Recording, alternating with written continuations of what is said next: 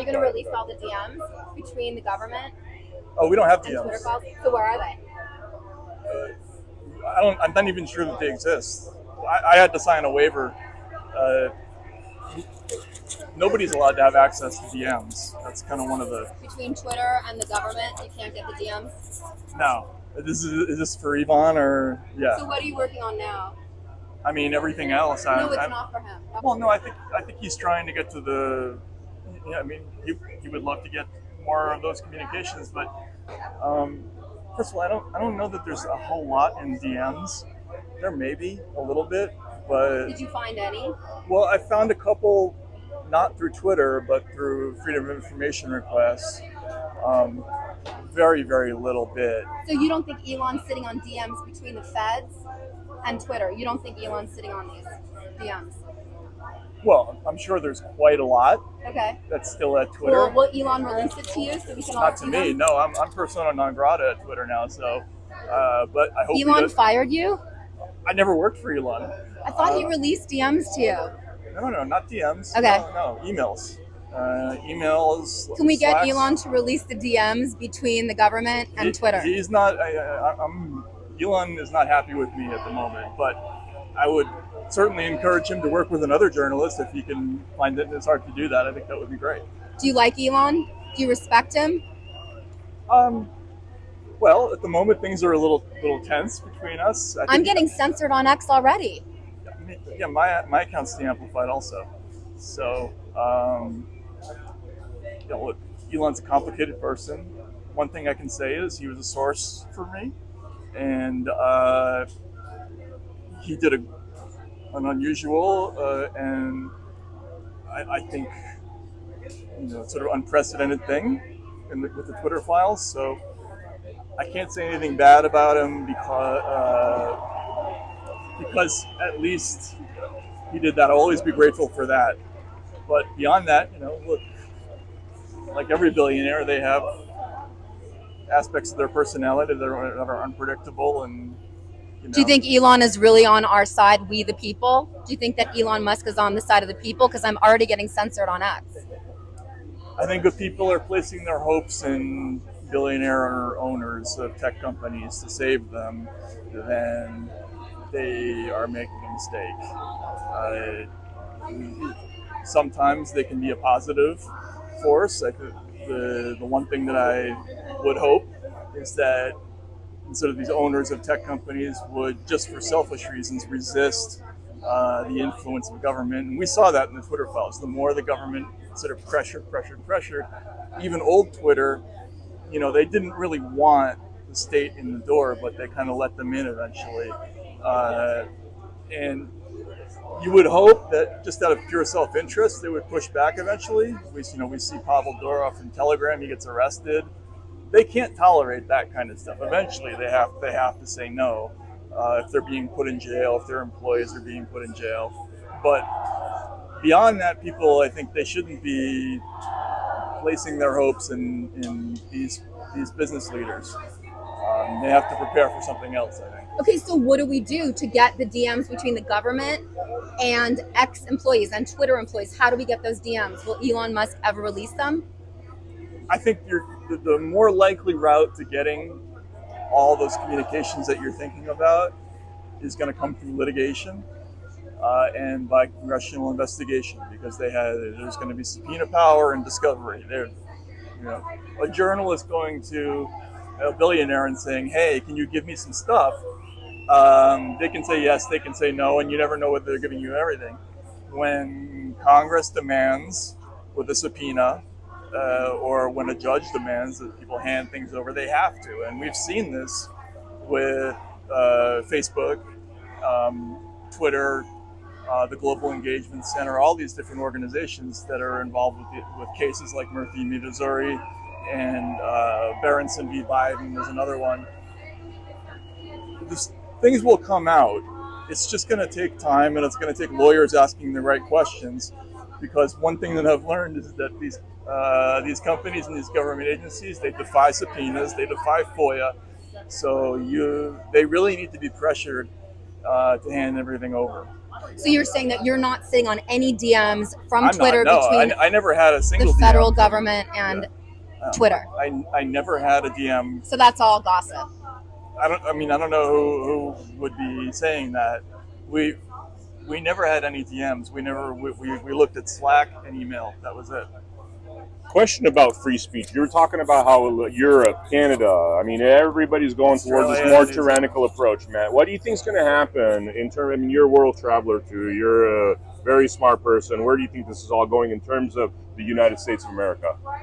Well, as I was trying to point out in the speech, we have a unique speech tradition in America. Mm-hmm. It's different from the one in Europe. So Europe after World War II, they outlawed things like swastikas, certain kinds of hate speech, and that's their way of doing things, but it's a different tradition from us. Even the original Declaration of Rights in the French Revolution is different from ours because the rights flow from the government, and speech is understood as a balance of public interest and state interest, right?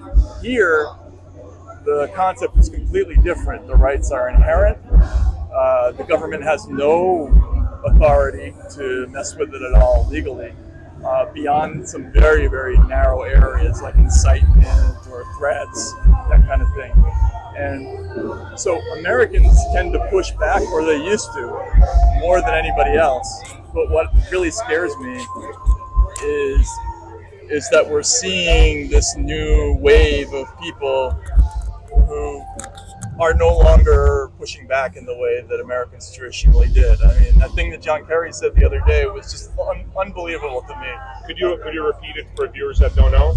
John Kerry was at the World Economic Forum, and he said the First Amendment is a major block for us to stopping disinformation, because we need to be hammering it out of existence. We need to win the right to govern, he said, and be free to implement change. And by be free, he means be free of the Bill of Rights. And he said democracies don't move fast enough now, and so that what they want is velocity, and that's not what government is designed for. It's in the American system, we put up with the slowness because we want our rights and we want our individuality. And for a former presidential candidate to say that, we also had the Supreme Court Justice Ketanji Brown Jackson in the Murphy v. Missouri case. She's expressed concern that the First Amendment is hamstringing the government. This is a Supreme Court justice who apparently hasn't read the First Amendment, because its express purpose is to hamstring the government.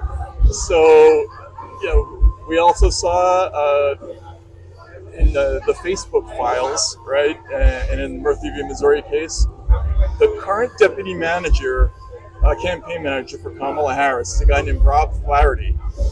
And there are emails where he's talking to Facebook, and they're saying, well, our preference is not to sort of take people off the internet, but to just positively inform them about how vaccines work. And he said, yeah, the thing about inform, this is a direct quote, intellectually my bias is to kick them off. Wow. That's the deputy campaign manager for the possible future president of the United States. And this is the fashion now. They don't really believe. They see the First Amendment as kind of a pain to them, and so I think it's on life support. Yeah. So last question. Mm-hmm. I mean, what if you had to do a future prediction? I ask you because, again, you're well informed. You know what's happening around the world. You know what's happening here. What's your view? Where does this go? Are Americans going to get to a point where finally they're going to stand up? Is there other factors you see coming down the pipeline? So, for example, we're talking about a financial collapse where all bets are off at that point. And it's pretty much we the people could actually win this country back in that scenario, or it could go the opposite. What's your future prediction with how this goes in terms of speech? So even with finances, the Department of Homeland Security, they talked about a thing called financial MDM, financial misinformation, disinformation, malinformation. By that, what they're worried about is speech that might cause a financial panic or a run on a bank or something like that. And they're thinking... Sorry, GameStop. I think GameStop, the most... Second you say that, I think GameStop, for some reason. Right. Yeah, it's similar to that, but I think it would be more in the area of like something like Lehman Brothers, right? Mm-hmm. So they see a bank's going to collapse, do they want to stop speech that might cause people to withdraw their money, right? Now, capitalism, whatever you think about it, it depends on absolute access to information, because if people can't make informed decisions about the market, they'll lose all their money. But we have people who are thinking about implementing controls over financial data, right? So what's going to happen is we might have financial collapses, and you might have the government saying things are fine, right? And they're already kind of doing that, right? So what's going to? I think we're going to have this eventually. Things are going to come to a breaking point, unless they can, hold things together on an economic basis. That's the only thing I can see. Yeah. You definitely agree. It's kind of like it's being held up by Band-Aids right now, basically. Sort of, right? Yeah. I just think on the speech front, that's kind of lost already. But it's just a question of whether they implement a law formally soon that allows them to do all the shit they're already doing.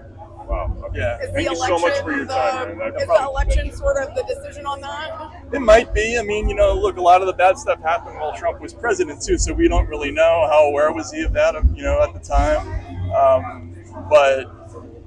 Yeah, I mean, clearly he's already had the experience of being censored, so maybe he's a little more sensitive to it. But I wouldn't put a lot of. The only thing I can say is, we know what's going to happen the other way. Right. We don't know what's going to happen with Trump. So, do you have any predictions for the election in November? So Noam Chomsky once said, the United States is the only country where you could have an election end in a statistical tie. If there was something, you would only expect a tie in a situation where people were voting on something that didn't matter, like President of the Moon or something like that. That's why it's so weird in the United States that we're always in this 50-50 area. But I think I'm very bad at predicting elections, but I think it's incredibly close. I would say that Trump's path is a little easier, but who knows how that's going to go. Also, they're telling us there's going to be some kind of disruption or unrest. So, we'll see. I think that is likely to happen.